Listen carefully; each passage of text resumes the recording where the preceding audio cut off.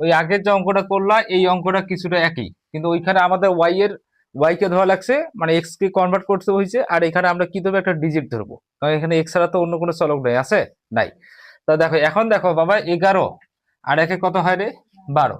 12 থেকে 12 কে মাইনাস করলে কত হয়, 0। গুড, আমার টার্গেট থাকবে যে 0 কে নিয়ে আসা।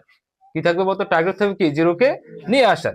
এই জন্য খেয়াল রাখবা কি, এক্স এর মানটা যদি তুমি 1 ধরো, তাহলে পুরো রাশিটার মান 0 হচ্ছে। কি হচ্ছে, তাহলে এক্স এর মান কি ধরলা, 1, 1টা কি +1।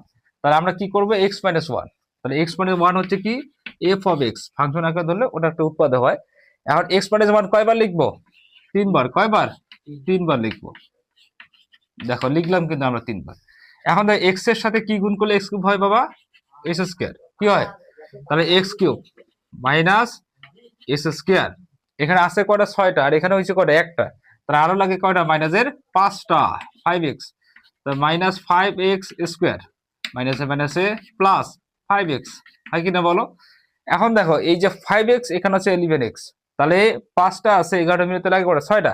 6টা কিসের লাগবে, প্লাসের। কিসের লাগবে, তাহলে শুধু 6 নাও, +6x - 6। এখন দেখো যে x - 1, x - 1, x - 1, x আছে কিনা, তাহলে x - 1 কে নিবা, তাহলে s স্কয়ার -5x +6 লেখার পর দেখো তো x - 1 আছে কিনা, এই 3 দুগুণা কত হয়, 6, 3 আর 2 যোগ করলে কত হয়, 5। তাহলে -2x -3x +6 লেখা যায়। আচ্ছা দেখো, তাহলে এখানে x - 1 লেখা যাবে, আর এখান থেকে x কে কমন নেওয়া যায়, তাহলে x - 2, আর এখানে -3 কে কমন নেওয়া যায়, 3 দুগুণা 6। তাহলে আমাদের উৎপাদক হচ্ছে কি, x - 1, এখানে x - 2 আর x - 3, এগুলো সবগুলো হচ্ছে আমাদের উৎপাদক। তাহলে x - 1, x - 2, x - 3 হচ্ছে উৎপাদক।